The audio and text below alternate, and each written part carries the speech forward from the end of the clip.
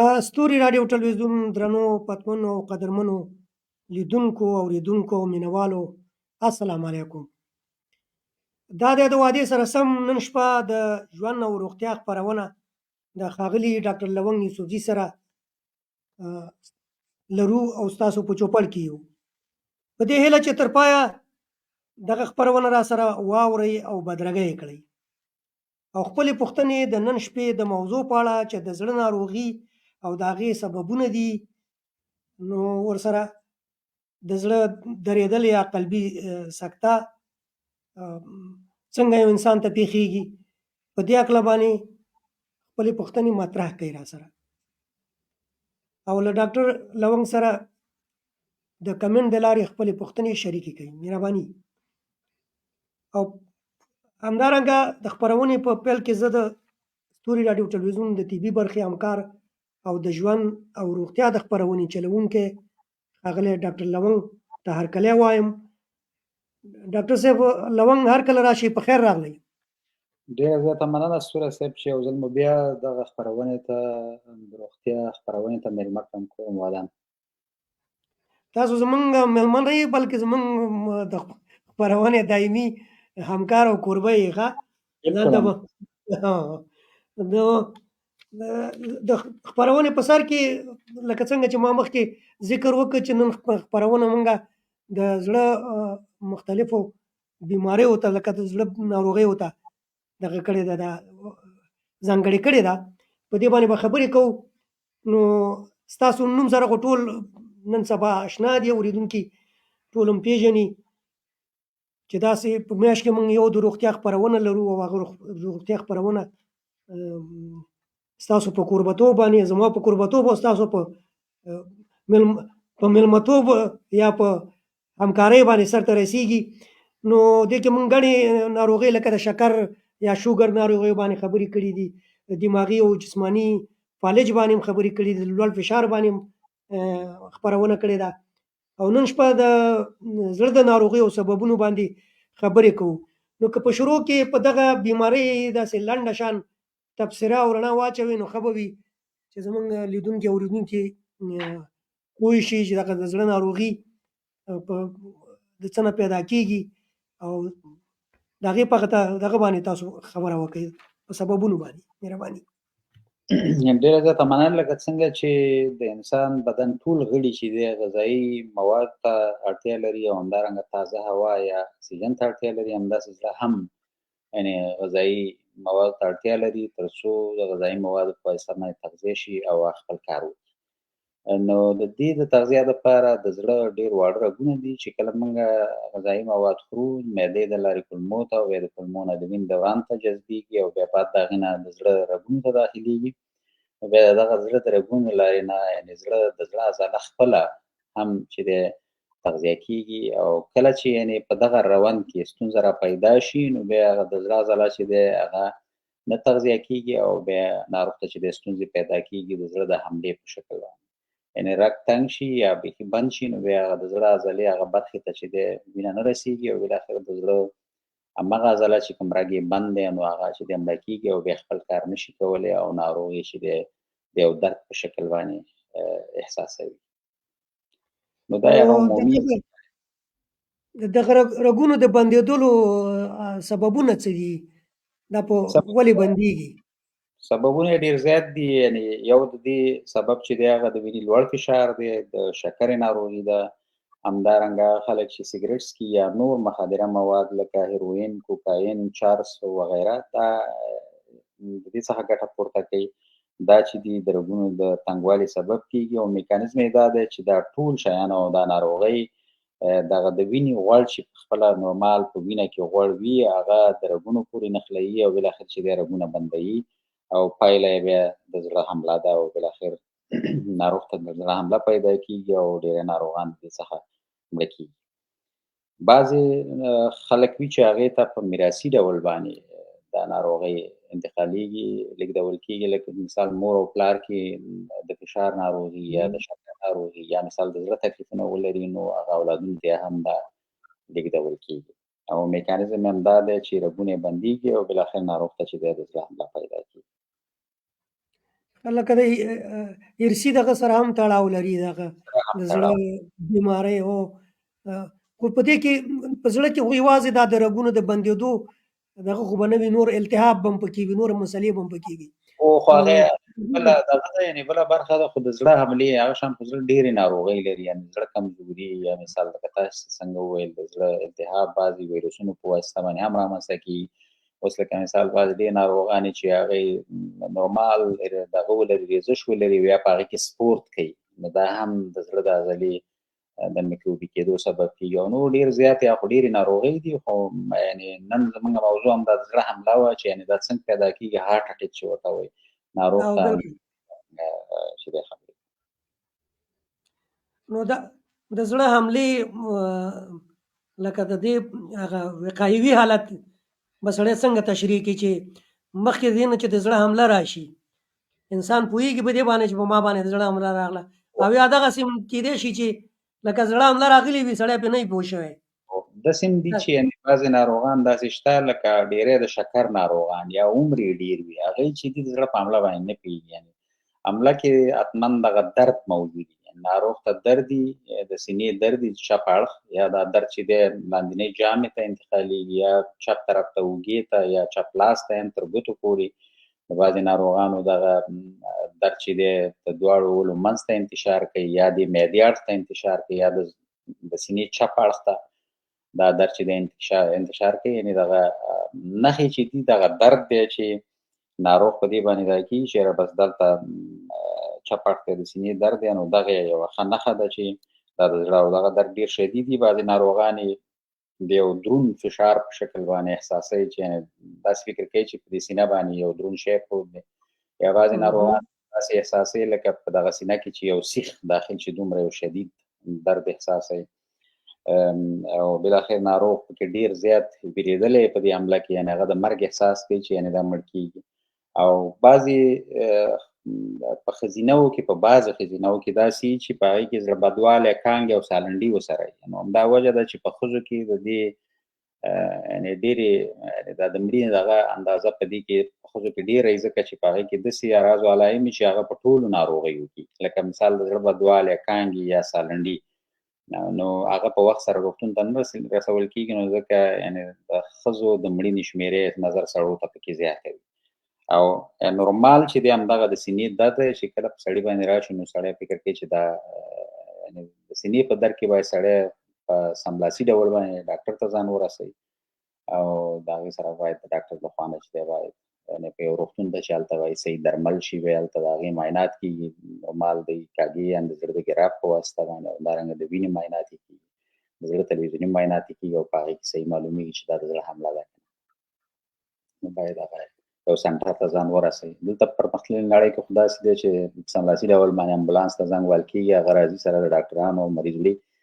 کومک ورسره ډېر ژر کېږي. په څو دقیقو کې هم زموږ او ستاسو په هېوادونو کې چې دی نو هلته خو دا امکانات یا شونتیاوې نشته دی، نو باید خپله د ناروغ خپل خپلوان چې دي هغه باید په سملاسي ډول باندې چې ناروغ داسې د درد احساس وکړي چې هغه انتشار لاس ته لري یا جامې ته لري یا اوږې ته او ډېر شدید وي، نو باید سملاسي ډول باندې د ناروغ سره مرسته وشي او یو سنټر ته یا یو ډاکټر ته باید ورسول شي. د زړه د ناروغۍ په دغه کې دغه خوراک چې دی څومره مهم دی او څومره د زړه ناروغي د خوراک په وجه باندې پیدا کېږي. لکه په خوراک کې سړی ناقصه خوراک هم کوي یا داسې اکثره دغه ویل کېږي چې غوړ خوراک چې دی هغه رګونه بندوي او یا هغه کولېسټرول چې دی هغه زیاتوي. او دا بالکل صحیح دی، یعنې په عمومي ډول باندې باید یعنې که هغه سړی روغ هم وي علاوه د دې نه چې د زړه تکلیف ولري یا ونه لري، باید د غوړ نه باید سړی اجتناب وکړي، یعنې غوړ ډېر زیات باید استعمال نه کړي، همدارنګه خوږه باید ډېره استعمال نه کړي، ځکه د انسان ورسره چاقېږي او بیا د انسان په بدن کې یو خو دغه د وجود بهرنۍ د شحمي طبقې ده، یو دا ده، یو دا چې په داخل د بدن کې چې په دغه تورکس برخه کې یعنې په داخل د وجود کې چې کوم شحم دی هغه چې دی ډېر خطرناک وي، نو هغه چې دی خپله د لکه تاسو یاد کړه کولېسټرول یا د وینې غوړ چې دی دا لوړوي او بالاخره ناروغ ته چې دی د زړه حمله او همدارنګه د د بوزان په بوزان باندې په اخته سالم خوراک کې حتما د زړه د وینو دغه ذرې چې دي خپل هغه حرکت چې دی هغه په سالمه توګه د لاسه ورکوي که نه کېږي. نو نو سړی باید بیا تشخیص یې هم سختېږي ډاکټرانو ته. یعنې معنا نو دا چې تاسو مخکې ذکر وکړ چې د قی او د دغه نښې په دا یوازې په ښځو کې وي که په سړو کې هم وي؟ دا یعنې په ښځو کې دا ویل چې یعنې په ښځو کې یعنې بعضې چې هغې ته زړه بدوالی په سړو کې هم پیدا کېدی شي، ځکه چې فشار ورسره لوړ ډېری داسې وي چې یو سړی راځي د سینې درد وي خو د هغه لوړ فشار وي، چې سړی او نور په زړه په ګراب کې او نور هر څه یې نورمال وي، خو هغه د لوړ فشار نه د سینې درد هم وي او همدارنګه زړه بدوالی او کانګې هم ورسره وي. نو دا په هر یعنې په ډېرو ناروغانو کې داسې اعراض علایم وي، خو په ښځو کې یعنې دا په خاص ډول وي چې ډېری ښځې چې دي باندې د زړه حمله راغلي، خو بس هغه د زړه بدوالی او همدارنګه سالنډي او دا شیان لري چې دا داسې خاص اعراض علایم د زړه د حملې نه دي. نو په دې اساس ته سړی ډېر فکر نه کوي او هغه چې دی یعنې په سملاسي ډول باندې نه ځي یو روغتون ته یا یو ډاکټر ته وایي چې زه دا خو به ښه شي، داسې دونه اعراض علایم نه دي.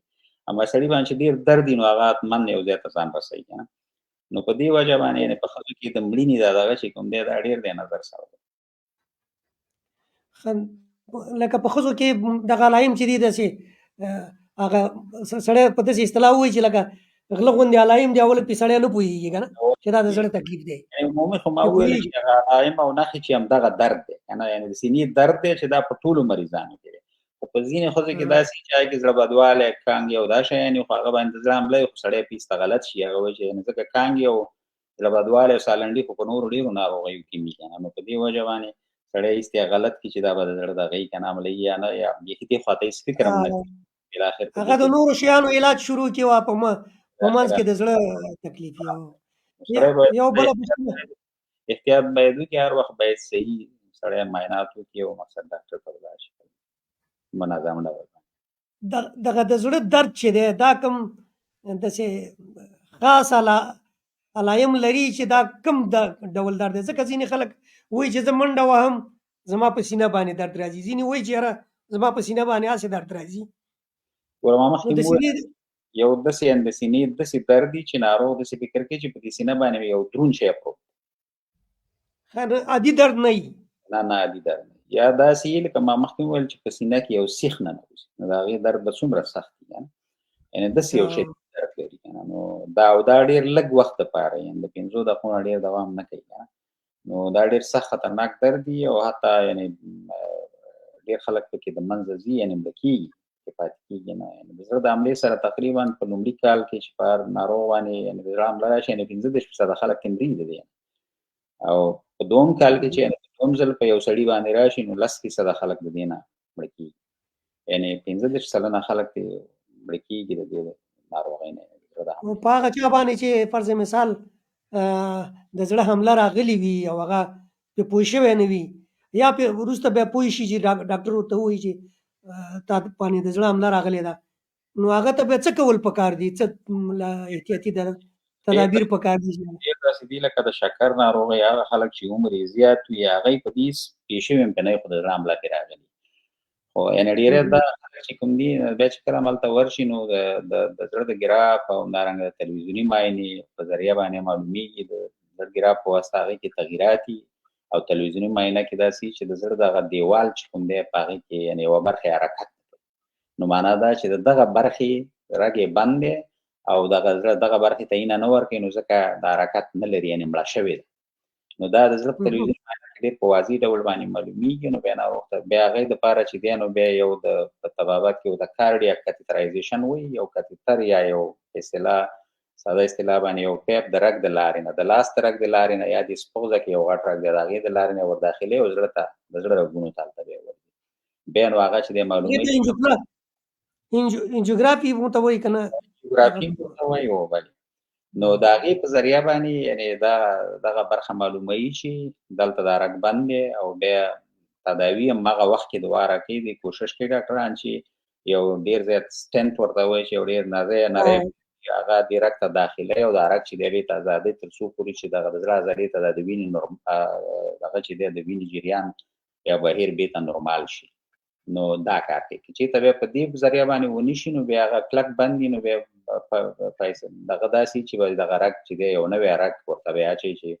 هغه د بایپاس به کوي. بایپاس ورته وایي چې د پښې نه ورته یو رګ راغلی او هلته یې ورته اچوي تر څو بېرته هغه برخې ته زړه چې دی د وینې جریان نورمال شي. نو دغه دا که چېرته ډېر رګونه بند دي خو بیا خطرات یې زیات دي ډېر او که چېرته یو بند دي نو یو باندې دی بایپاس نه کوي یعنې ډاکټران هغې سره ګزاره کوي.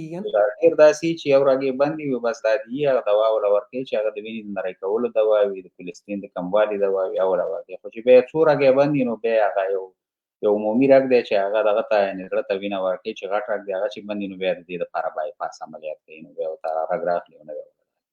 اما د یو رګ په واسطه باندې که د یوې ډډ یا د یو اړخ وي نو هغې ته دومره دغه نه ورکوي نو بیا هغه د دوا په واسطه باندې ناروغ ته دوا ورکوي دې ته انتظار کوي چې بیا په بل وخت کې هغه کال په کال معاینه کېږي ناروغان نو بیا انتظار کوي چې چېرته کوم بل رګ یې بیا په راتلونکي کې بند شي نو بیا دغه عملیات داسې ده چې اوس د په وروسته پاتې هېوادونو کې لکه اوس افغانستان شو پاکستان شو دغسې نور دغه هېوادونه دي په دې کې د زړه ناروغۍ ډېرې زیاتې دي د شوګر یا شکر ناروغۍ پکې هم ډېرې زیاتې دغه کېږي. د دې علتونه څه دي د دې اصلي دغه څه وجه څه چې وروسته پاتې هېوادونو کې دغه ناروغۍ ډېر زیات سرایت کوي. داسې دی چې په ټولو هېوادونو کې دا څومره چې وخت تېرېږي عمر تېرېږي نو ناروغۍ سړي ته پیدا کېږي. دا پکې نه دي چې دا په وروسته پاتې هېوادونو کې او دا پرمختللي هېوادونو یعنې دغه د زړه امراض لکه دا خو هغه لکه د شکر ناروغي د فشار ناروغي دا خو د عصري هېوادونو ناروغۍ دي زموږ په وطنونو کې خو ډېری تبرکلوز او دا شیان یعنې معنا دا چې دا پکې داسې دغه نه دی معیار نه دی چې حتما پرمختللي هېواد کې به دا ناروغي او په بل کې باندې نو په ټولو کې دا یو رقم دی خپل عمر لري کله چې 40 کلنی نه سړی پورته کېږي نو بس دا د وینې کلسترول زیاتېږي ناروغۍ ته سړي ته د شکر فشار ناروغي پیدا کېږي د شکر ناروغي پیدا کېږي او بالاخر بعضې خلک زموږ ستاسې وطنونو کې دلته خو ډېر سګرټ هم څښل کېږي په دې پرمختللې نړۍ کې چې نوي خلک یې څښي نو هم به دروغ نه وي نو دا شیان استعمالېږي او دا ټول هغه شیان دي چې دغه ناروغیو ته چې دی زمینه برابروي نو دا په ټولو ځایونو کې کېدی شي. او دا د وینې د فشار لوړوالی دا د زړه په ناروغۍ کې څومره خطرناک وي؟ دا یو اصلي او عمده علت دی یعنې فشار چې لوړېږي نو دا فشار هم چې رامنځته کېږي دا هم د دغې د وجې نه رامنځته کېږي چې د دې سره په څنګ کې د وینې کلسترول هم زیاتېږي او دغه یو لامل کېدی شي چې رګونه چې دی بند کړي او بالاخره او د شکر ناروغۍ هم داسې خواص لري دغه ټولې ناروغۍ هم داسې خواص لري چې د وینې کلسترول راجمع کوي او د رګونو پورې نښلي او رګونه چې دی بندوي نو تر څو کله چې دغه تداوي شي صحیح نو د دې مخه نیول کېدلی لکه دا نور مرضونه چې دي دا زمینه برابرۍ د زړه د مرض دغه ته ده حملې ته و دې ته که نه لکه تاسو مخکې ویلي د شوګر یا د شکر مرض او جسمي نور امراض چې دي یا د ځیګر مرض شي لکه مخکې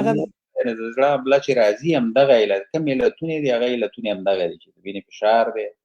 مثال د شکر ناروغي ده دا سګرټ څښل دي هیروین کوکاین چرس وغیره دا ټول چې دي دا میکانیزم یې ما دا وویل چې دغه غوړ چې دی دا راجمع کېږي په دې ځای کې او د رګونو پورې نښلي او رګونه چې دی بند او بالاخر بیا د زړه عضلې ته چې دی هغه وخت ته وینه نه صرف د غوړو مسله ده چې دغه رګونه بندېږي که نه نور داسې دغه شته دی دا شی دی رګ هم د دې په ذریعه بندېږي غوړ په وسیله غوړ دی نو بیا دا بالاخره هلته راجمع کېږي او هغه مکمل بندوي هغه بیا د یو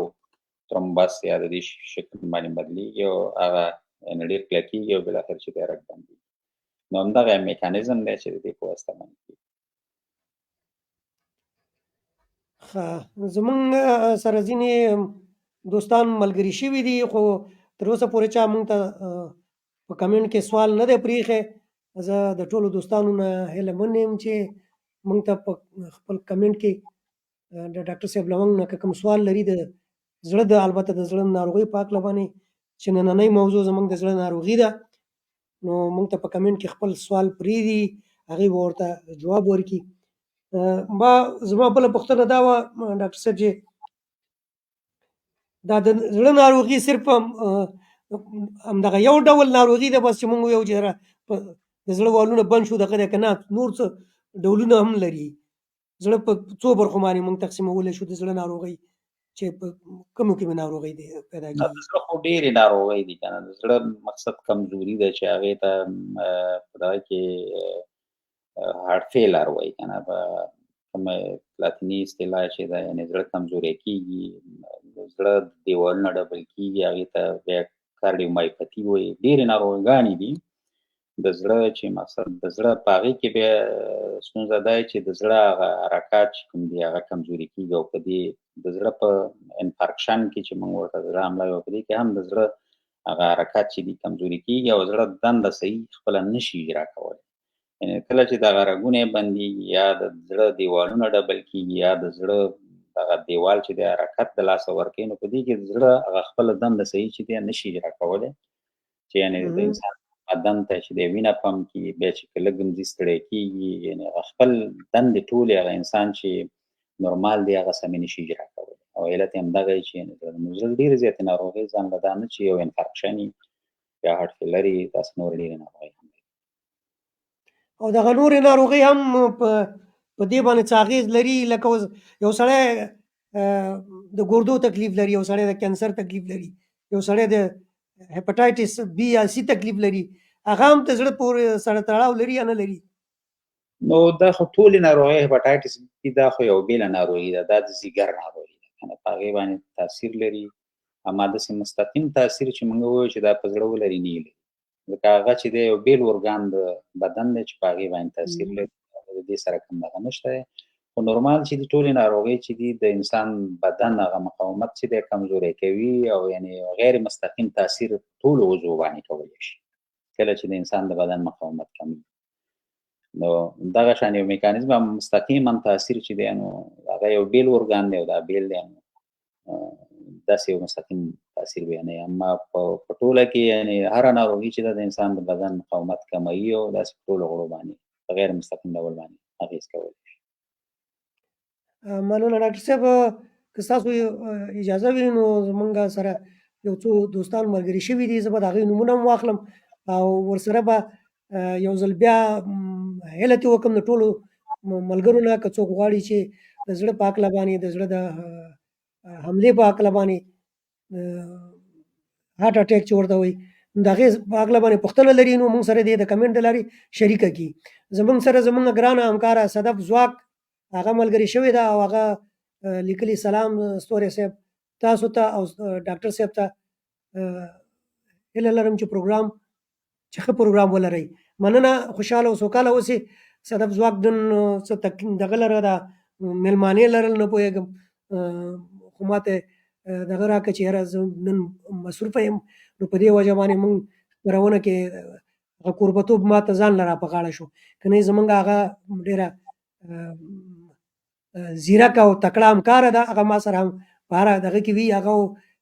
تورپیکۍ قیام قادري د دې ستوري راډیو ټلویزیون هغه زه ورته روحي روان وایم، بس دا بالکل دا ما سره دواړه روحي روان دي. دواړو ته نیکې هیلې او سلامونه. نصر الله لالا لیکلي سلام وعلیکم سلام، هر کله راشي په خیر رالی. زبور خیالي لیکلي دي چې السلام علیکم ورحمت الله وبرکاتو.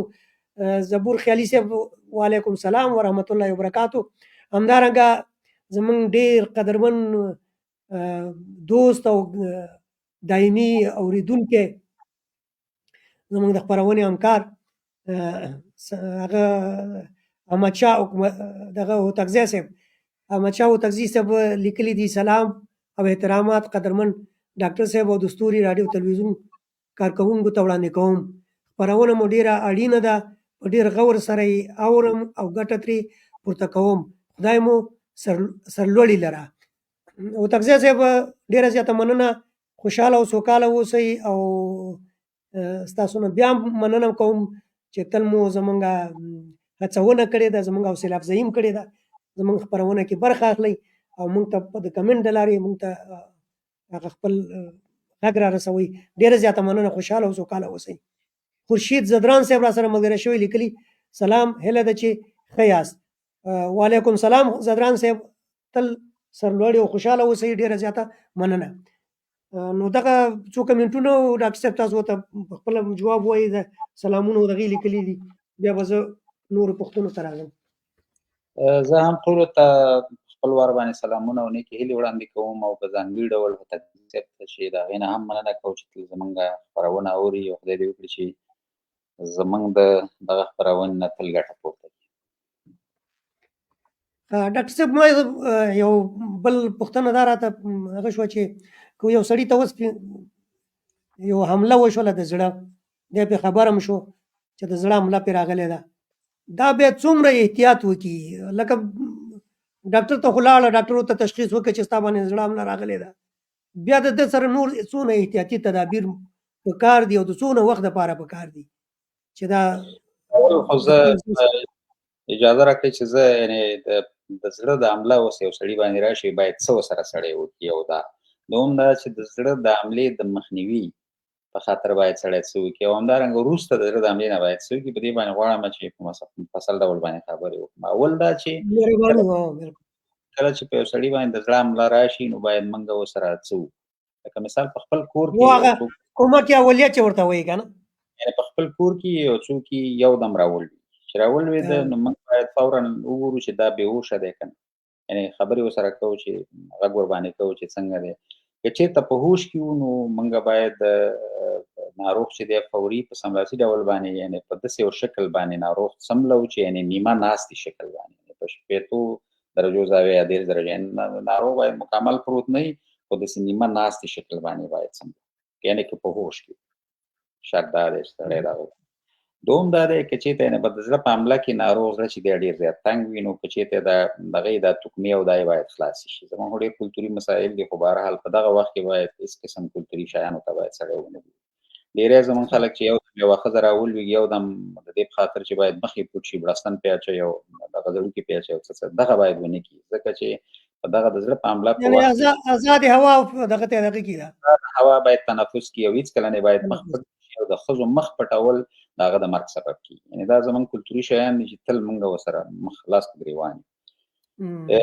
او دغه هغه اولیه د هغه دی چې باید موږ ورسره وکړو په سملاسي ډول باندې باید دا موږ یو سنټر ته یا یو روغتون ته باید ورسوو. ښه خبره ده چې دا باید یو روغتون ته ورسوي چې هغه ووایي بس زما دلته درد دی او دا درد مې انتقالېږي او بالاخره یعنې د هغه د درد د وجې نه دا راولوېږي نو موږ باید اولیه کومک ورسره دا وکړو چې په نیمه ناستې شکل یې باید کښېنو، مخ یې باید خلاص وي، که دا کمیز او د هغې دا تڼۍ او شیان یې باید خلاص شي ځکه هغه د ډېر تنګوالي احساس کوي او ساه یې بندېږي نو باید هغه هر څه ازادې هوا نه تنفس وکړي او ناروغ باید فوري یو سنټر ته ورسوي. که چېرته ناروغ راولوېد او بېهوشه شو یعنې ته سړی ته راورسېدلې او دا بېهوشه او خبرې نه شوي کولی فورا باید سړی دا د غاړې یو ډېر غټ رګ دی هلته ورته لاس کېږدي چې وګوري چې دا د غاړې د رګ ټکان لري که نه لري، یا په مړوند کې هم کولی شي سړی پیدا کړي دلته چې دا ټکان شته که نه په 3 ګوتو په واسطه. که چېرته ټکان د دغه و نو بس دا سړی دې ورخطا کېږي نه او فورا دې په همدغه رقم شکل باندې چې ما مخکې وویل سړی باید ناروغ واچوي او بالاخره یو سنټر ته یو مرکز یا روغتون ته باید ورسوي او هلته باید نور د ډاکټرانو درملنې لاندې شي. که چېرته مثال په طور ناروغ چې دی رګ یې یعنې دا ټکان یې هم نشو احساس کولی د ناروغ او دوهم د ناروغ تنفس هم نشو کولی نو باید فورا په دې وخت کې باید ناروغ هوار واچول شي او دغه چپ لاس چې دی په سینه باندې کېښود چپ طرف سینه باندې او داخلي لاس د دې لاس د پاسه کېښودل شي او فورا باید د سینې ته ورته ښه صحیح زور ورکړي. یعنې داسې نه چې یو ځل زور ورکړي باید همداسې زور کته ورکړي او بېرته لاس ته جګوي بیا زور ورکړي همداسې باید 30 ځل باید دې سینې ته باید زور ورکړي همداسې او بیا بعد د 30 ځلو نه باید ناروغ ته په خوله باندې 2 ځل تنفس ورکړي یعنې خپله هوا هغه ته په خوله کې پوکي په داسې ساده شکل دا باید وکړي او دغه چارې ته باید تر هغه وخته پورې دوام ورکړي چې تر څو پورې دا یو روغتون ته رسوي. دلته په پرمختللې نړۍ کې خو د امبولانس خبره ده ته چې دا شیکي امبولانس راځي بیا هغې خپله وظیفه اجرا کوي اما زموږ په هېوادونو کې داسې نشته که نه بس که په یو کونړ کې یا په پښتونخوا کې یا په سوات کې یو ځای کې دغه شي داسې امبولانس او دا شیان خو نشته نو باید خپله دا سړی دا کار وکړي یعنې خپلوان یې باید دا کار وکړي دا کور کې چې کوم غړي دي هغې باید دا کار وکړي او دا چاره په یو کس باندې نه هم کېږي ځکه خلک ستړي کېږي دا ډېر سخت کار دی 30 ځل ته سینې له وله زور ورکوه او بیا وله په خوله باندې دا باید 2-3 کسان دا کار په منظم ډول دوراني شکل وکړي تر څو پورې دا ناروغ چې دی دې ناروغ ته نجات ورکړي. زمونږ غټ کار دی چې څوک راولېږي او چې ساه یې بنده یې او بدرګه نه ده بس دا مړ دی بس الله پاک بس ساه یې ورکړه خبره خلاص. دا صحیح خبره نه ده وایي ناروغ حال دا چې هغه منډه یې او هغې هغه نه دی هغه سایي خو مقصد او زړه ولاړ کار دا چې تاسو باید دغه اولیه کومک سره وکړي زړه ته ولا فشار ورکړي ډیر ځل او بیا چې د 2 ځل ساه ورکړي او بیا ډیر ځل فشار ورکړي زړه ته او مساج ورکړي یعنی کته باید لشي قسم صحیح وي دا د مریض د سینه چې کومه د تنه چې کومه دا وي دا باید 1 سانتي متر کته لاړ شي په زور باندې که په دې کې پختې ماته شوي پروا نه کوي نو او دا باید د دوامدار ډول باندې جریان لري تر څو پورې شي یو مرکز ته رسول کیږي موټر کې سړی واچ موټر کې باید دغه عملیات تر څو چې روغتون ته رسي تر هغه وخت پورې باید دا وشي او بیا د هر 2 دقیقې بعد باید دا رګ کنټرول شي د غاړې رګ یا د مړوان چې دغه رګ به ته ټکان پیدا کړي کنه یا ناروغ به ته تنفس شروع کله تنفس شروع او به ته مثال دا رګ ټکان تاسو هیڅ په لازمانه نو به پرېږدي به وسره دا دغه مده غنه معنا به ته ناروغ را دغه شو راځوندې شو یعنی او به تاسو باید یعنی او مرکز ته ورسوي تر څو پورې چالتا نو ډاکټرانو دا علاج وشي تداوی وشي نو دا ډیره یو مهمه ده چې موږ په وطن کې څوک راولويږي څوک څه کومک نه بس د الله رضا او مرشد نه تاسو نه دی صحیح دې سره پیسې کومک تر څو پورې ډاکټران نالتا ورسیږي او هغه مو سره خپل کومک وکړي یعنی مرسته دغه وکړي هغه خپل څه چې د وسی کیږي او بیا د هغې نه بعد نه وي سړی پرېږدي چې ځان اوس نه کیږي دلته هم دغه رقم یو سیستم دی هغه څوک چې راولويږي د هغې سره باید داسې وشي خو چون د بده مرغه زموږ په وطن کې او دلته په پرمختللې نړۍ کې حتی په ښوونځیو کې حتی په ډېرو ځایونو کې دغه لومړنۍ د ژوند د عملیات چې کومه ده یعنې چې د ناروغ سره باید دا مرسته وشي دلته حتی اوس په دې ښوونځي کې استادانو ته دا ټریننګ ورکوي که اوس یو ماشوم راولوي هغې سره څه کوئ یا مثال تاسو راولېږي څه کوئ او داسې هر ځای کې دا ټریننګونه ورکوي تر څو پورې چې هر سړی په دې باندې پوي او د خلکو سره مرسته وکړي نو دا ډېر مهم دا اولیه کومکونه د علاج هم ډېر مهم دي که نه هر چا په کور کې څوک رالویږي بس دا چپ لاس په سینه ولګدي چپ اړخ سینه باندې که نه او دا لاس د دې چپ لاس د پاسه ږدي او بس سم صحیح زور ولګي داسې زور چې دا تنې کته 1 سانتي متر کته لاړه شي که نه داسې ښه صحیح او بیا جګې او بیا زور یعنې لاس به داسې نه جګی چې لاس ته جګي لاس باید د دې سینې د دې پوستکي سره نښتي یعنې به دغه مقصد چې دغه یو لاس پرې نښتي او د بل پې ور زور کوي او پر زور کې خو دواړه ته بیا نه لرې کوي یعنې داسې نه کته ځي د مکمله تنه کته ځي 1 سانتي متر او بېرته راپورته کېږي او بیا ته بیا زور ورکوي بیا په داسې شکل تر څو یعنې 10 ځل باید وشي او 10 ځل بعد باید په خوله باندې 2 ځل ورته تنفس ورکړي او بیا بعد د هغې نه بیا دا چاره همداسې یعنې دا باید په داسې دوراني شکل چې هېڅ یعنې باید ونه درېږي که چېرته 2 کسان عامل 2-3 غړي دی په شریکه باندې باید دا کار وکړي یعنې په دوراني شکل ځکه دا ستړی کوي ډاکټر ته رسي او نو دغه باید ورسره وشي او بیا تر څو چې هغه روغتون ته رسول کېږي داسې دغه باید نورمال دغه ته هم بوتلل شي چې نورمال ډاکټر ته ورشي چې هغه یو معاینه خانه لري بلکې دا باید فورا د روغتون ته ورسول شي ځکه چې هلته روغتون ته ورسول شي او خصوصا که بیا د زړه مسلکي روغتونونه وي نو بیا خو هلته خبر حال دی اوس افغانستان کې او پاکستان کې خو شته دی خو په افغانستان کې اوس هم دا شته دی چې یعنې هر ځای ته روغتونونه اوس په ننګرهار کې د زړه روغتونونه شته دی کابل کې شته دی یعنې هر ځای ته سړی رسولی شي کولی شي مرسته ورسره دوهم یعنې یو ډېره مهمه خبره ده د حملې نه د مخنیوي په خاطر یعنې که ته یو څوک مریض یې او یا مثال زړه حمله پرې راغله د هغې نه وروسته باید سړی څه وکړي نو د هغه دغه عمومي دغه دي چې باید سړی وکړي چې اول خو باید دغه فشار چې یو څوک لري هغه باید صحیح تداوي شي یعنې دا ګولۍ په منظم ډول باندې وکړي زموږ ستونزه غټه دا چې زموږ خلک ګولۍ نه خوري د فشار ګولۍ شروع کړي بیا یې خوري نه بلکل دا حقیقت دی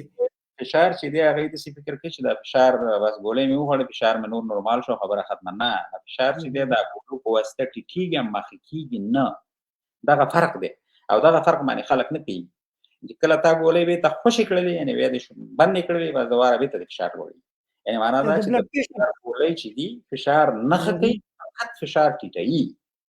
او دا باید ټول عمر وخوړل دا داسې نه دي چې ته وایې چې والا که نه فشار جګې زه یې باید وخورم او کله چې مې ټیټ نه دا باید په منظم او دوامدار ډول باندې وخوړل شي کله چې فشار د 100 نه کته کېږي یعنې دا جګ فشار یې 100 نه کته بیا په دغه ورځ باندې باید ونه خوري چې کله فشار دومره ټیټ وي چې سر پرې ګرځي او سترګو نه یو شی دوه کېږي یا مثال داسې سرچرخي ورته پیدا فشار باید بلډ پریشر باید خپل کنټرول کړي لکه څه کېږي نو که چېرته چې ډېر د هغه سلو نه کم وي نو بیا ونه 140 پر 90 باید کته وي په دغه ځای کې چې دی بیا نورمال دی که د دې نه پورته بیا هم نور دا د ویکي یعنې یو د هغې دا دی چې یعنې باید دا کار وشي دوم دا دی چې زمونږ او ستاسې بوره چې دی یعنې شکر چې دی هغه باید څوک د شکر ناروغي ولري هغه باید کنټرول شي دریم هغه خلک چې هغه یو مثال سیګرټ څکي هغه باید د دې نه لاس په سر شي دا باید نور ونه څکي ځکه چې دا نور هم ورته ستونزې پیدا کولی شي که د زړه حمله پرې نه وي راغلې پرې راځي او که چېرته په یوه تېره شوي نو بلې ته خو بیخي خطر لري ځکه چې که بله حمله پرې راشي نو حتی امکان د مرګ یې شته دی نو په دې وجه باندې دغه پرېښودل او دغه نور مخدر مواد خو بیخي ډېر خطرناک دي یعنې شل چنده ډېر خطرناک دي د سیګرټ او دغه نه یعنې هغه ډېره زر په سړي باندې راوستی شي بل یو ډېر ښه اسان کار دا دی چې یعنې باید سړی هره ورځ باید 30 دقیقې چکر ووهي نورمال یعنې باید نه چې دا کور کې ناست یې وسله 30 دقیقې باید هر وخت سړی چکر ورزش پکار دی مقصد ورزش هغه د صحي دغه دا دی چې یو 10,000 قدمه سړی باید د ورځې وکړي بالکل لازم سړی که یو 40 دقیقې مزل وکړي 10,000 قدم اخلي که نه نو او که چېرته یو سړی وایي چې زه ډېر ویلی شم نو ډېر د ټولو نه ښه سایکل چلول دا ډېر ښه دي لمبا کول لکه حوضونو کې یا واله کې یعنې یو ساعت لمبا کول که نه داسې لمبا یو داسې نه چې په تشناب کې په واله کې یا حوض کې زمونږ دلته خو حوضونه دي خو زمونږ ورته خو دا شیان نشته خو بیا واله او که نه سیندونو کې سړی باید فکر وکړي چې ویې نیسي بل مشکل پیدا نه کړي خو مقصد یعنې که سړی ولامبي لمبا کوي لکه هلته چې د ولو کې یا بعضې ځایونو کې چې هغه په ژمي کې نه په اوړي کې نو دغه ورته ډېره ښه ده لمبا باندې چې دی انسان وجود دې ته نورمال کېږي ورزش یې کېږي بالکل ښه دلته موږ سره څو دوستان نوي راغلي دي زه د هغې نومونه هم اخیستل غواړم امیر نواز خان راغلی دی لیکلي سلامونه او نیکې هیلې احترامات وعلیکم سلام امیر نواز خان هر کله راشي خیر رالی مقتدر سروري یوسفزي صاحب راغلی دی هغه لیکلي چې دي د ستوري راډیو تلویزیون بصیر بیدار ډاکټر لونګ یوسفزي او د دې راډیو تلویزیون کارکوونکو ته ډېر سلامونه وړاندې کوم ډېر ښه پروګرام دی ستاسو د لا بریا په هیله مننه خوشحاله اوسئ سوکاله اوسئ چې زمونږ خپرونې بدرګه کوئ او تعقیبوئ ډېره زیاته مننه سروري صاحب خورشید زردراز صاحب لیکلي چې زه یو پوښتنه لرم او هغه دا ده چې زه کله د خوب کټ ته ځم او هر کله چې خوب مې وړي همدې وخت کې مې ساه بندېږي او کله چې راپورته شم او جب خورم زه نه پوهېږم جب د مقصد څه شی دی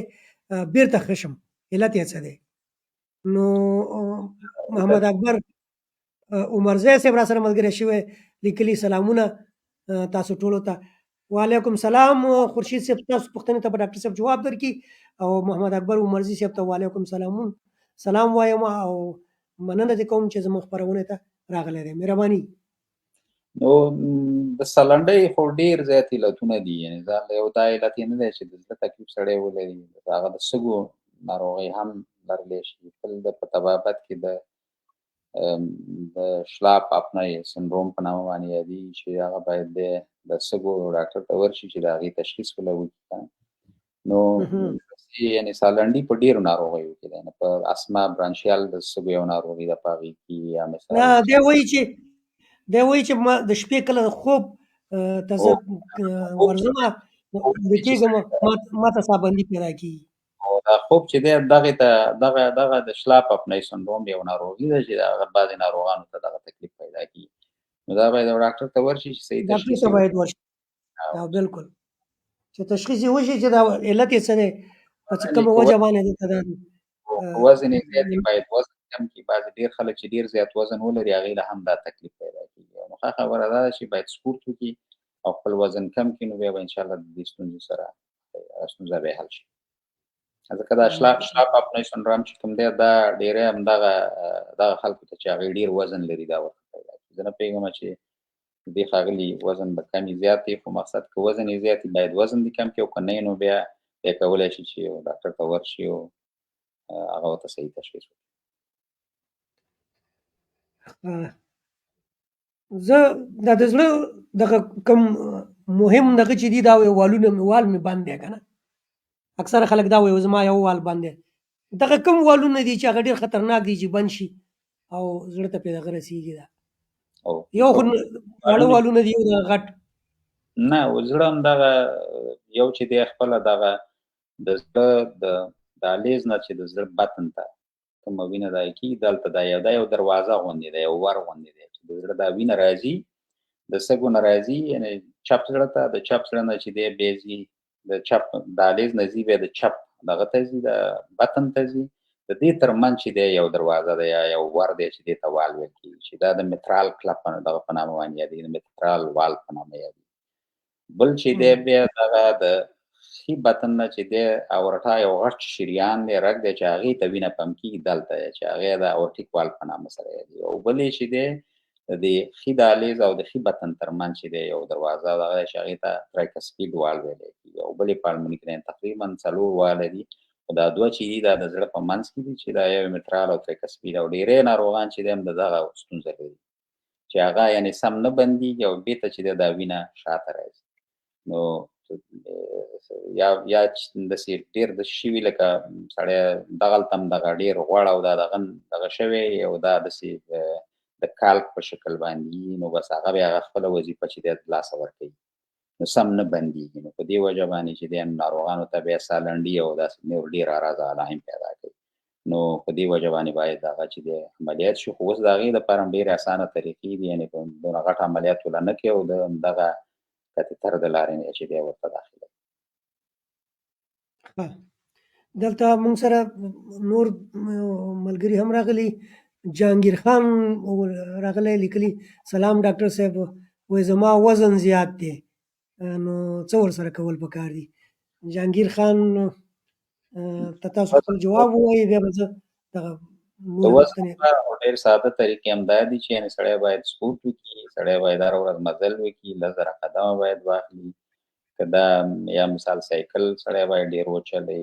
مخکې موږ دغه یاد کړه چې هاوس کې لمباګانې ورته ډېرې ښې دي. همدارنګه په سپورټ ځای کې باید سړی ځان داخل کړي تر څو پورې چې دغه شي. او دوم غذایي رژیمونه دي چې سړی باید زموږ ستونزه ډېره زموږ ستونزه دا ده په افغانستان کې چې څومره موږ غریب هېواد دی، همغومره ډوډۍ ډېره خورو که نه. اوس موږ 3 ټیمه ډوډۍ خورو، پرمختللې نړۍ کې 2 ټیمه ډوډۍ خوړل کېږي، او بیا وروسته پاتې نړۍ کې 3 ټیمه ډوډۍ ده، او دغه 3 ټیم ډوډۍ عین 8 بجې د شپې، دا بیخي په هېڅ نړۍ کې نشته، په پرمختللې نړۍ کې د شپې 8 بجې د شپې ډوډۍ د ټولو نه زیاته خطرناکه ده، چې ته یې وخورې او بیا پرې ویده شې که نه. څوک غواړي چې ځان خوار کړي د 18 یعنې د 6 بجو نه چې 18 بجې که نه، دا بس د وخت د دې نه بعد باید هېڅ شی ونه خوري. که چېرته ډېر وږی کېږي بیا د یو سلاته خوري، هغه کې د خواږه ماږه او دا شیان نه چې صرف سلاته، بادرنګ او پیاز او هر شی چې سره شریک کړي دا. اما نور به ډوډۍ به نه خوري. زموږ خلک وچه ډوډۍ ډېره زیاته خوري که نه، یو ډوډۍ او 2 ډوډۍ خوري. نو حال دا چې هلته علت یې همدا دی چې غریبي ده، نو هغه انګلی چې کوم دی هغه خلک لږ خوري او ډوډۍ ورسره ډېره خوري، او په دې وچه ډوډۍ کې ډېر زیات ګلوکوز دی او دا سړی ډېر زیات چاق کوي. نو ښه خبره دا ده چې دغه ډوډۍ سره ډېرې خواږه شیان لکه مثال د چایو سره موږ ګوړې خورو او هره بله ډېر خواږه شیان خورو، دا ټول چاقوالي کې مرسته کوي او دغې نه باید سړی راډه وکړي. یعنې خواږه شیانو سره د دې سره بیخي خدای پاماني وکړه، او که خورې هم ډېر لږ وخوره، یعنې دا نه چې هر ځای کې چانکونه چای وی او ګوړې ورسره خوري. زه خپله هم دا ستونزه لرم. نو او همدارنګه د شپې خوراک کول، یعنې موږ باید موږ خو هلته داسې نه شو کولی زموږ په هېوادونو کې، ځکه چې هلته ستونزې ډېرې زیاتې دي. یعنې سړی باید 15 وخته ډوډۍ وخوري، خو باید دغه د سهار او لږه لږه باید وخوري که نه، یعنې باید دومره ډېره ونه خوري چې ته پرې ځان داسې وپړسې چې ځان پرې موړ کړي، مقصد موړ نه شي که نه، موړ نه شي. یعنې همدغه ډوډۍ چې ته سهار غرمه خورې دغه په 15 برخو تقسیم کړه او لږه لږه خوره، یعنې هر 2 ساعته بعد یې خوره. خو دا امکان نه لري. خو به هر حال سړی باید د ډوډۍ سیستم داسې ترتیب کړي چې سهار کې 8 بجې چای وڅښي، نو باید 3 بجو کې د غرمې ډوډۍ وخوري، او باید یعنې 12 بجې ونه خوري، ځکه چې 12 بجې وختي نو 3-4 کې چې وخوري نو بیا ماښام کې سړی موړي، نو بیا اړتیا نه چې هغه ماښام کې بیا ضرورت نه وي. یاره دا کوشش پکار دی، او په دې ژمي په موسم کې خو ډېر په اسانه کېدی شي، ځکه چې ورځې لنډي، نو دغه څوک چې دغه تکلیف لري یا وزن یې زیاتي، هغې خو باید حتما وکړي. او ما خو خپله شروع کړی دی، خو یاره نورو ته هم پکار دي چې دغه سړی باید دا 3 وخته ډوډۍ وخوري. همدغه چاقوالی چې دی د زړه تکلیف پیدا کوي، د زړه حمله پرې راځي، فشار یې لوړېږي، شکر ورته پیدا کوي، دغه ټول ناروغي د چاقوالي له وجې نه پیدا کېږي. نو دی دې کوشش وکړي چې ځان نظر پاک او میکانیزم هم دا دی، ته چې د شپې ډوډۍ وخوري د وجود چې کوم دی یعنې بدن انرژي ته ضرورت لري کله چې دغه شي یعنې سړی ویده شي نو بیا خو هغه انرژي ته ضرورت لري. نو بیا د دغه وخت کې چې دی نو دغه کله چې په وینه کې بوره وي یعنې ګلوکوز وي نو بیا د بوره ډېره اسانه د انرژۍ منبع ده. یعنې وجود د دغې نه استفاده کوي په انرژۍ باندې بدلوي ځکه اسانه باندې بدلېږي. دغه پروتین او شحم په اسان نه بدلېږي. نو که کله دلته په وینې دوران کې بوره نه وي یعنې ګلوکوز نه وي نو بیا وجود چې دی د دغه نه استفاده کوي یعنې بدن د فټ یا شحم نه استفاده کوي. کله چې د هغې استفاده کوي نو بیا سړی خوارېږي. نو میکانیزم یې دا دی یعنې د شپې هېڅکله هم خوراک نه کوي. دا بالکل ناسم دی. نګار اغلې نګار بهار خور را سره ملګرې شوې ده لیکلي بریاوې ډېره زیاته مننه د زړه سینونه هم رالیږلي. خوشحاله او سوکاله اوسئ. تاسو همیشه زموږ خپرونه تعقیبوئ ګورئ. ډېره زیاته مننه. احمدشاه هوتکزی صاحب لیکي چې ډېر څه مو زده کړل. ډېره مننه ډاکټر صاحب. ډېره مننه ستاسو نه هوتکزی صاحب. بس موږ خو کوشش کوو چې ډاکټر صاحب تاسو ته ښې مشورې درکړي او د ده د مشورو نه خلک فایده پورته کړي. خو زه د دوستانو نه دغه ګیله لرم چې دوی داسې طبي خپرونو ته چې هغه معلوماتي خپرونې دي او هغې کې خلک زده کړه کوي ډېر کم راځي او که وروسته یې بیا ګوري خو هغه بیا فایده نه لري. خو په دې وخت کې باید کتلی او زموږ نه د ډاکټر صاحب نه پوښتنې کولی مرض په هکله باندې کوم نور څه تکلیف یې لرلی نو دوی به ورله خپل جواب ورکولی. نو ډاکټر صاحب که ستاسو خوښه وي ما سره تاسو چون د چینایي درملنې متخصص هم یاست او د موضوع چې دا هغه نن د زړه د بیمارۍ په هکله باندې ده او د لوړ فشار او د دې په هکله ده نو یو د چینایي درملنې یو کلیپ ستاسو ما سره دی نو که خوښه مو وي هغه کلیپ به زه دوستانو سره شریک کړم او ما ورته به لږه دمه وکړو چې دا چینایي درملنې په وسیله باندې دغه د ستونو علاج چې دی د دغه ستونو په علاج باندې لوړ فشار څنګه کنټرولېږي په دې باندې به ډاکټر صاحب یو دغه وکړي. دغه کلیپ یې ما سره دی دا شریکوم سره که ستاسو خوښه وي مهرباني.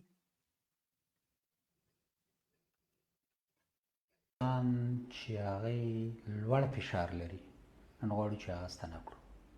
د امید 14مه نقطه کومه چې د 7مې سرویکل فقرې د پروسوشپینوزس په ښکتنۍ ژوره برخه کې چې کوم ځای لري په دې شاتني منځني خط باندې دا نقطه علاوه له ډېرو ناروغیو د درملنې تر څنګ د وینې د لوړ فشار درملنې لپاره یوه مناسبه نقطه ده. د امید 18مه نقطه ده کومه چې د پروتوبیرنس یا اوکسیپیټالیس اکسن نه په پورتنۍ څنډه کې چې دی ځای لري. دا نقطه د نورو ناروغیو د درملنې تر څنګ د وینې د لوړ فشار د درملنې لپاره یوه مناسبه نقطه ده. د 22مه نقطه ده کوم چې د دواړو اپیکس اوريکولا تر منځ د بدن په دې منځني خط باندې چې دی ځای لري.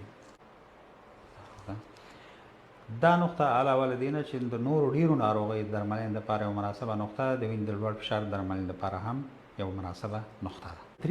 8مه نقطه ده کومه چې د اپیکس اوريکولارس څخه یو نیم کن پورته کرانیال په دې برخه کې چې دی ځای لري. د نورو ناروغیو درملنې تر څنګ د وینې د لوړ فشار د درملنې لپاره یوه مناسبه نقطه ده. د رنمای 3مه نقطه ده کومه چې د نوم څخه 4 کن ښکته په دې مخکني منځني خط باندې چې دی ځای لري. دا نقطه د نورو ناروغیو درملنې تر څنګ د وینې د لوړ فشار لپاره یوه مناسبه نقطه ده. زړه 7مه نقطه ده کومه چې د مسکولس پلکزوا کارپي ولناریس راډیال اړخ ته د دې مړوند او د پوستکي په قات باندې چې دی ځای لري.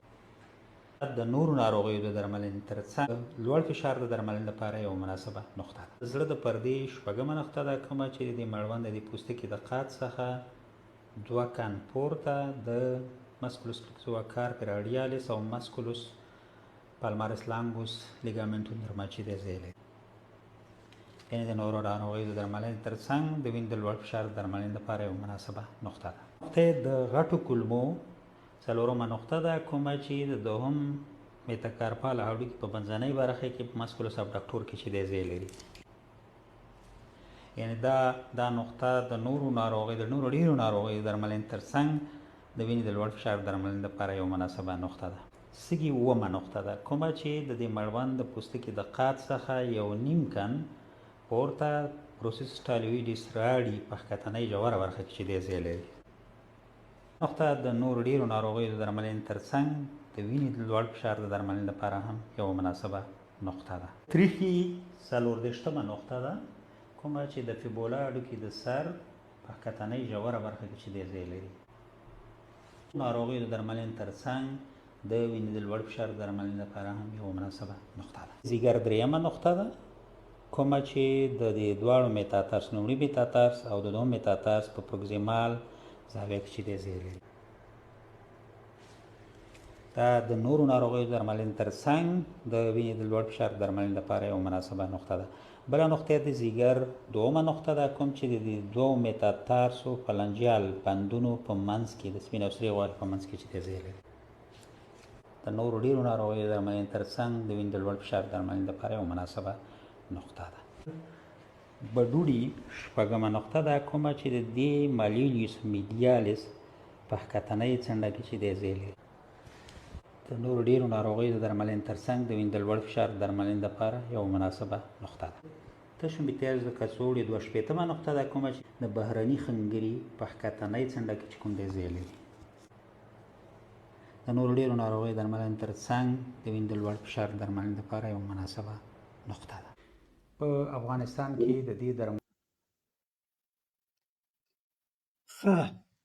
ډاکټر صاحب دا تاسو په دا چینایي درملنه باندې لکه د غستونو په دغه باندې د لوړ فشار دغه وکړه، د دې سره دویم دغه استعمالیږي که نه، په همدې باندې د دې فشار دغه کېږي کنټرولېږي؟ دا خو چینایان وایي چې یعنې دې په واسطه باندې لوړ فشار کنټرولېږي، خو موږ پرې دلته چې دی ډېره درملنه د دردونو کوو، یا مثال هغه ناروغان چې ډپریشن وي د هغې پرې کوو، او د دې ترڅنګ موږ دوا هم ورکوو. خو دا یعنې دلته په د اروپا کې چې دی د لوړ فشار درملنه پرې نه کېږي، اما چینایان یې پرې کوي. خو دلته موږ تر اوسه پورې داسې یو دغه پرې نه دی کړی چې یعنې په ډېرو مریضانو کې موږ دا په ثبوت رسولي چې دا دې باندې د فشار درملنه کېږي. خو چون ما دا یو کتاب لیکلی دی او په هغه کې دا ټول مرضونه دي، او ما د افغانستان د ډاکټرانو لپاره دا ویډیوګانې کړي دي چې یعنې د وینې د فشار درملنه پرې هم کېږي. یعنې سړی کولی شي چې یعنې په ډېرو مریضانو کې تجربه کړي او بیا وګوري، خو چینایان دا وایي چې دا کار کوي. دا چې څنګه کېږي نو هغه میکانیزم یې صحیح د عصري طبابت سره اړخ نه لګوي. ستاسو خپله تجربه څه وایي؟ دا کوم بیماران چې تاسو د دې علاج پرې کړی دی هغې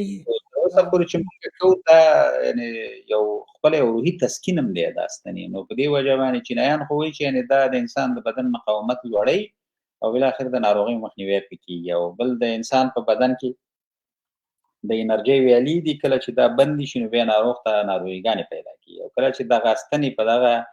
ویالو کې دا نقطې لري، یعنې په هره نقطه کې دا ستنې ومنډل شي نو دغه د انرژۍ د ویالو دا مخه خلاصه شي، نو بالاخر ناروغي چې دی د منځه لاړه شي. نو میکانیزم یې دغه دی. نو موږ چې ډېرو ته دا دغه کوو، دلته زه په خپل کلینیک کې کوم، د مختلفو ناروغیو تداوي کوم، ناروغان په ډېر تسکین کېږي او حتی فشار یې هم راټیټېږي. ځکه ډېری ناروغان یېره لري چې لږ هم ډاکټر له ځي هم فشار یې ډېر لوړي، یا مثال په یو زینه باندې چې وخېږي هم دلته ډېر زاړه خلک دي، هغوی ډېر زیات دغې فشار یې ډېر لوړي. نو چې دا ورته کوو د دې سره یې فشار ټیټېږي، خو ما په ډېرو مریضانو کې نه دی تجربه کړی تر اوسه. ښه، دغه انجاینا څه ډول دغه تکلیف دی په زړه کې د دې زړه په ناروغیو کې انجاینا چې ورته وایي؟ او همدغه یو دغه راځي، خو تقریبا لږ فرق یې پکې، یعنې کله چې د زړه دغه رګ یعنې یوې برخې د عضلې ته در ونه رسوي، خو دغه عضله تغذیه کولی نه شي، وینه ورته کمه رسېږي یا نه رسېږي، خو دغه د زړه عضله چې وي هغه نه وي مړه شوي، نو دې ته انجاینا وایي. او کله چې مړه شوي وي هغې ته انفرکشن وایي. بس دغونه فرق دی. خو دا هم د زړه حملې یوه دغه ده، یعنې چې دا هم د فاصله کې د زړه حمله ده، د انجاینا پیکټوریس په نامه، خو په هغې کې د زړه عضله مړه شوي نه وي. فرق یې دغه زړه د تداوی قابلي علاج ممکن دی. هغه همغه شان اعراض او علایم یي لکه څنګه چې د زړه د یو حملې، خو په دې کې چې دی د زړه عضله چې دی نه یې مړه شوي، بلکې دغه د زړه عضلې ته وینه کمه رسېږي. یا مثال علاج ممکن دی که نه دی؟ علاج هو بالکل ممکن دی. یعنې دا د زړه د عضلې د رګ یا خپله داسې یو خپله را دغه شوی علت یې نه یې معلوم که نه، یا داسې کانټرکشن یې کړی سره داسې یو ځای شوی لکه بند غوندې، دې بیا کې اسلام راشي. د انجاینا کې هم د درد احساس وي. او بالکل نسبت احساس وی لکه څنګه چې کوم د انفارکشن هغه چې تم وینه نه رسي قلبي هم راځي په ماغه سي درد وي. ښه او وینه نه رسیږي خو د زړه عضله پکې مړه نه وي. نو او دلته چې د انفارکشن کې ډیری داسې چې رګ بند شوی او د عضلو سره هم مړه وي. ډېر مننه ډاکټر صاحب. موږ سره ډېر کم وخت پاتې دی. زموږ وخت تقریبا 1 ساعت 1 غنټه وخت وي، نو هغه په پوره کېدو دی. اخري کې به بیا تاسو نه خپل پیغام واخلو د دې مرض په خلاصه باندې به راسره خپل نظر شریکوئ. حکمتیار ترین صاحب راسره ملګری شوی، لیکلي مینه او سلامونه. ترین صاحب مننه، خوشحاله اوسئ. وعلیکم سلام، هر کله راشي. او مقتدر سروری یوسفزي صاحب بیا لیکلي دي چې سلامونه او ټولو کارکوونکو ته وړاندې کوم او ستاسو د لا بریا په هیله. دا ستاسو کمنټ مونږ مخکې هم ولوسته خو دوباره هم بیا لیکلی دی. ډېره زیاته مننه، خوشحاله او سوکاله اوسئ. نو د خپرونې هغه اخري شیبې دي، که تاسو پکې کوم د دې مرض د موضوع د راغونډولو دپاره کومه یو لنډه تبصره کوئ او خپل پیغام را سره شریک کړئ، نو بس په پروګرام به راغونډ کړو. نو خبرې خو په ډېرې وکړې په دې مرض باندې، خو یوه خبره پکې ډېره زیاته چې دغه بعضې خلک دي چې هغه یو روحي سټرس لري، یعنې روحي فشار لري. نو د هغې د کمولو دپاره هم دغه دی چې یعنې وایي ناروغان میوزیک اورېدل چې دی وایي دا وایي د سټرس کمولو لپاره ډېر یو ښه شی دی. که چېرته څوک کار کوي باید په کار کې زر زر باید دمه وکړي. خوراک چې کوي باید ډېره په ارامه ډول باندې وکړي، او همدارنګه د دوستانو سره ناسته پاسته، یعنې دا روحي فشار کموي، خفګان کموي. او کله چې خفګان کمیږي تفریح کول او دا ټول شیان کوم چې د روحي فشار دپاره دي هغه باید استعمال شي. دغه باید سړی دغه کړي تر څو پورې چې د دا ډول حملو مخنیوی وشي. همدارنګه سهار وخت یعنې وخته باید سړی وده شي، ځکه چې څومره چې ته ناوخته وده کېږي هغومره خوراکونه دي. وخته وده کېدل او راوخته پاڅېدل دا ډېر ښه دي. دا چې د روحي فشار کموي او بالاخر د دغه شان ناروغیو مخنیوی کوي. ډېره زیاته مننه ډاکټر صاحب. انشاءالله چې راتلونکې خپرونه کې به په یو بله موضوع باندې ډاکټر صاحب موږ سره یو ځای کېږي او زموږ دوستانو سره به خپل معلومات شریکوي د بیماریو په هکله باندې. دا یو خدمت هم دی او دغه هم دی. نو زموږ د خپرونې بالکل آخري شیبې دي. ستاسو نه یو ځل بیا مننه کوو